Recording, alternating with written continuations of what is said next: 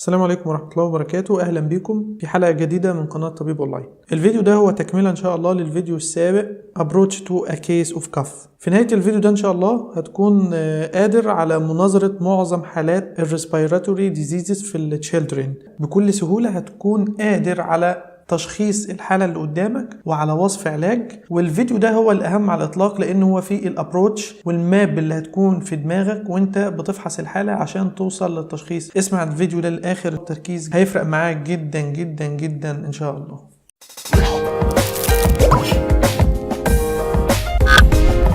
النورمال ريسبيراتوري ريت من اول يوم في العمر لحد سن شهرين يكون اقل من 60، ومن شهرين لحد سنه يكون اقل من 50، ومن سن سنه لحد نهايه سنتين يكون اقل من 40، ومن اول 3 سنين لحد نهايه 5 سنين يكون اقل من 35، ومن اول 6 سنين لحد 12 سنه يكون اقل من 30. ده كلام رفلي كده عشان اختلاف المصادر وكثرة الكلام اللي مكتوب في الريسبيراتوري ريت. إذا لقينا الريسبيراتوري ريت عالي فمعنى كده إن الطفل ديستريسد. الخطوة اللي بعد كده هنشوفه أي جريد من الريسبيراتوري ديستريس. جريد 1 هو جاست تاكيبنيك، الريسبيراتوري ريت عالي بس. جريد 2 في ريتراكشن سواء سبكوستال او انتركوستال او سوبراستيرنال، وبيكون معاه نيزل فليرنج او ما فيهوش. جريد 3 جرانتنج وهو فورسد اكسبيريشن اجينست كلوزد ابيجلوتس، صوت مميز جدا هتسمعه من الطفل، هتلاقي الطفل بيعمل الصوت ده.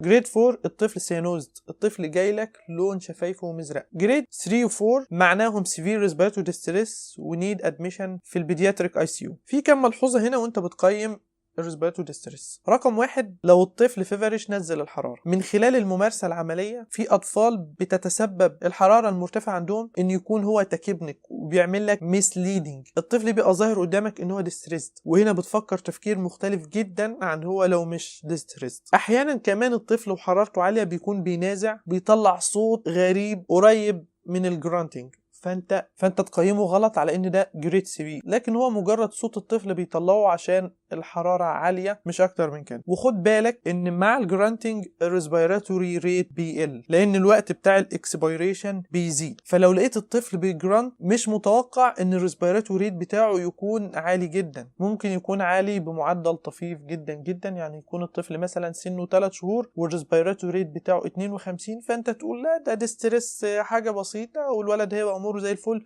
والولد بيجرانت قدامك والجرانتنج ده هو اللي مقلل الريسبيراتوري ريت. في الحالات اللي زي ديت هتدي للطفل مثلا لبوسة ستال وتعمل كمادات، تقول لوالدته اغسله نصه التحتاني تحت الحنفيه بميه فتره، اغسلي راسه وارجعي لي بعد نص ساعه بعد ما تقفي بيه في مكان مفتوح شويه، وترجع تقيم الطفل تاني بعد ما حرارته تنزل للطبيعي.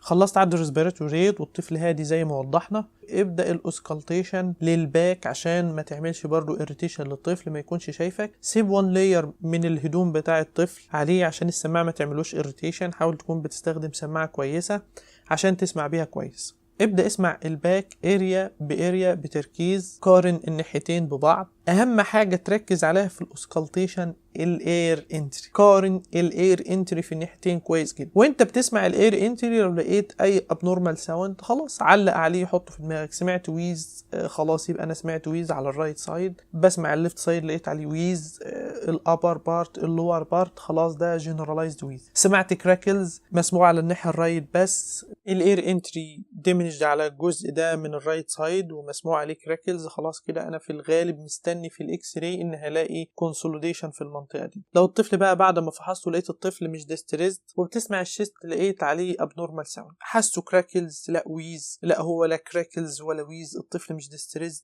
صوته قريب للكراكلز شويه، تبدا ايه ده نيمونيا، بس الطفل مش ديستريسد. لا طبعا مفيش حاجه في الغالب اسمها نيمونيا والطفل مش ديستريسد الا في حالات نادره ممكن نبقى نوضحها بعدين. في الحاله دي خد السماعه وحطها قدام انف الطفل، هتسمع نفس الصوت اللي انت سامعه على الشيست، ده ترانسميتد نيزال ساوند، صوته متغير. لكن صوت الويز معروف جدا، صوت صفاره سيبلانت رونكاي في الغالب مسموع على الشيست بايلاترال في معظم الحالات، صوت واضح جدا مع الوقت مع السماع المتكرر، وده انك هتبدا تاخد عليه تعرف تفرقه عن باقي الاصوات كويس جدا. الكراكلز صوتها برضو واضح، حاول تسمعها مره و2 و2 و3. صوت مميز جدا لا يختلف عليه اتنين. خلاص خلصت auscultation للشيست، سمعت diminished air entry وما سمعتش مع اي حاجة تانية. الاير انتري ده diminished على حتة واحدة بس، ده لوحده ساين مهمة جدا تقولك ان في باثولوجي خطير في المنطقة ديت، ممكن نيمونيا، ممكن افيوجن، ايا كان، وهو اهم ساين هتلاقيها في الاوسكالتيشن. الويز والكراكلز امرهم بسيط، والصوت الثالث زي ما قلنا اللي هو ترانسميتد نيزال ساوند. جاست ان انت شكيت في نيمونيا اطلب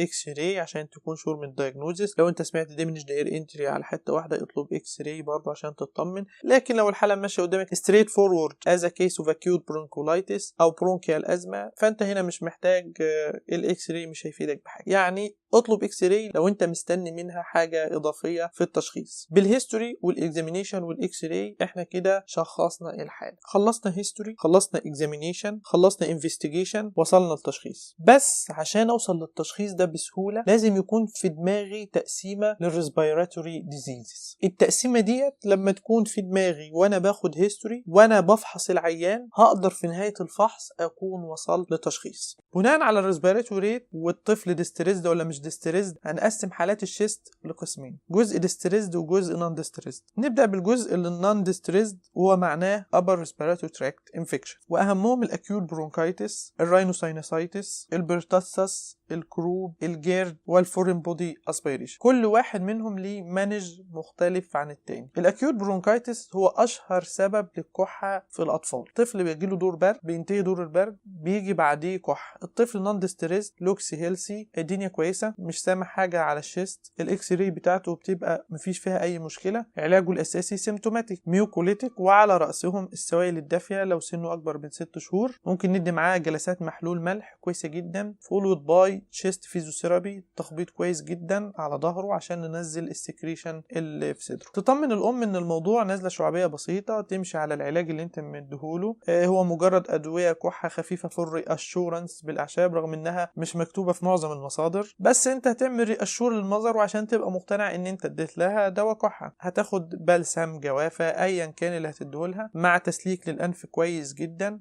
بخاخه فيزيومير اللي هي ماء البحر، وتقول لها ان الكحه ديت بتطول شويه، ممكن تقعد مع الطفل الاسبوعين ما تلفيش بيه، مش محتاج مضاد حيوي، وتنبهها على علامات الخطوره، ارتفاع شديد في درجه الحراره، نهجان، والطفل نفسه بدا يعلى او زرقان. لو حصل حاجه من دي تجيلك، غير كده تحافظ عليه وتشربه سوائل، وفي خلال اسبوعين ان شاء الله ان الطفل هيتحسن. ممكن يتحسن قبل كده وممكن بعد كده بشويه، بس انت بتدي للام فتره كافيه عشان تبقى نفسيا مقتنع ان حاله ابنها تتحسن في الوقت ده. ما تديش اي انتي بايوتيك ما دام ما فيش ايفيدنس اوف سكندري بكتيريال انفكشن. الراينوساينوسايتس هو طفل جاله كومان كولد، والسكريشن بتنزل على الشيست، بتعمل له اريتيشن، بتؤدي الى ريفلكس كف، والعلاج بتاعها سيمتوماتيك ان احنا نعالج الكومان كولد. البرتسس نوع من الكحه مشهور خصوصا في النيونيتال والانفانسي بيريود. الطفل بيجيله باروكسيزمز اوف كف فولود باي انسبيراتوري كوب او بوستاسيف فوميتنج. معظم الاحيان بتبقى نون ديستريس، احيانا ممكن تبقى جايب كومبليكيشن الطفل بسيانوز او ديستريس، لكن معظم الحالات بتبقى مش ديستريس. ده علاجها الاساسي حاجات انتيتاسيف وازيثرومايسين لمده 5 ايام. ونعرف الام ان الكحه ديت بتطول شويه، ممكن تقعد معانا لحد 3 شهور، ونقول لها ان دي كحه ال100 يوم وبتطول، وري اشور للمظهر وعلامات الخطوره، ونتابع.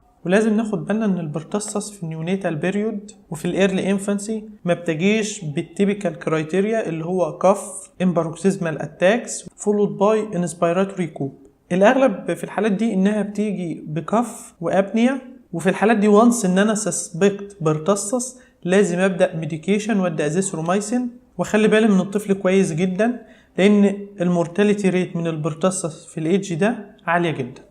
الكروب ده صوت كحة لو سمعته عمرك ما تنساه، اسمها باركينج كف، صوت نباح، صوت غريب. الحالة اللي زي ديت بيكون علاجها الأساسي جلسات أدرينالين في الاستقبال، وديكساميثازون أورال نمشي عليه، ونتابع حالة الطفل كويس جدا جدا. الفورين بودي اسبيريشن، الطفل فيه هيستوري اوف فورين بودي انهاليشن، الام هتديهولك ولازم تسأل عليه. الجرد بيبقى الطفل فيه هيستوري اوف ريجرجيتيشن او فوميتنج، بعد فتره بيبدا يحصل له اسبيريشن، وبيبدا يجيلك بينيفستيشن بتاع ريسبيراتوري اريتيشن في صوره كف. كل موضوع من دول ممكن نتكلم عليه بتفصيل اكتر باذن الله، وعن العلاج بتاعه كويس في الحلقات الجايه ان شاء الله.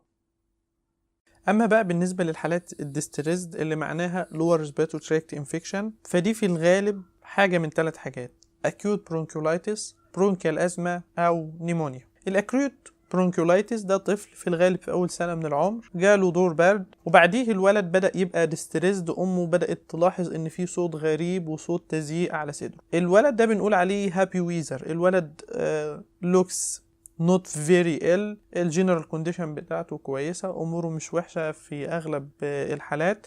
هتسمع الشيست بتاعه هتلاقي عليه ويز أو رونكاي. العلاج بتاعه كونتروفيرسال لو not severely distressed، في الغالب بياخد جلسات وبياخد كورتيكوستيرويد وفولو اب. لو الولد distressed في RD2 أو 3 أو 4 بيحتاج ادميشن في الهوسبيتال. RD2 بيحتاج ادميشن في الوورد ويتحط على أكسجين وياخد نيبولايزيشن وياخد كورتيكوستيرويد. اما لو RD3 و4 respiratory distress grade 3 وجريد 4 بيحتاج ادميشن في البيدياتريك ICU. البرونكيال أزمة تقريبا نفس الصورة، الطفل فيه دور برد وبعديه الطفل بدأ صدره يزيق، لكن الطفل ده مختلف شوية. في الغالب هو سنه أكبر من سنة، في positive family history، في history of recurrent attack of wheezy chest و good response to bronchodilator. الطفل ده بياخد جلسات باستمرار وصدره بيفك على الجلسات، والمانجمنت بتاعه هنتكلم عنه بتفصيل شديد ان شاء الله في حلقة لوحده. البرونكونيمونيا ده طفل لوكس إل. اول ما تشوفه طفل ديستريسد فيفريش، في هيستوري اوف كاف، اموره شكلها سيء عن الطفلين التانيين. تسمع الشيست بتاعه وتبدأ تسمع عليه كراكلز او ممكن ما تسمعش. فالحاله دي تشخيصها في الغالب كلينيكال. طفل ديستريسد، خفضت الحراره ستيل ديستريسد، مسموع عليه انسبيراتوري كراكلز. الاكس راي في معظم الحالات هتلاقي فيها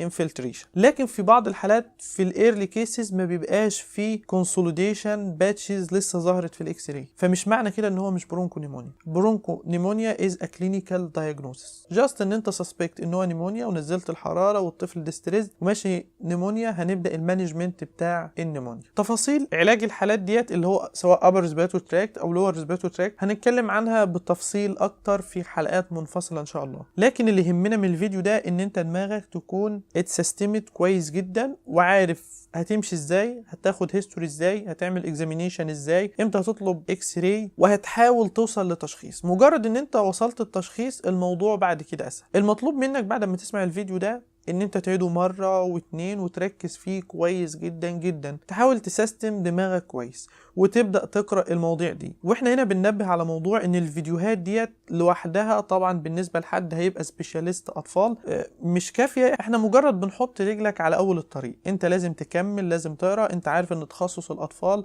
هو تخصص بيحتاج لقراءة كتير جدا. لازم تنزل العيادة وتروح القسم وتسمع حالات بنفسك وتشوف حالات عشان تزود الكلينيكال سينس بتاعتك، وبعد كده الكلام اللي احنا بنقوله ده هيبقى بالنسبة لك حاجة بسيطة وحاجة جدا. مستنيين تعليقاتكم ان شاء الله على الفيديو واقتراحاتكم، اي ملحوظة عايزين تقولوها، اي اضافة عايزين تضيفوها لينا. وما تنسوش ان شاء الله دعمنا باشتراك بالقناة ولايك وشير للفيديو، تفعيل زر الجرس عشان يوصلك الفيديوهات الجديدة بإذن الله. السلام عليكم ورحمة الله وبركاته.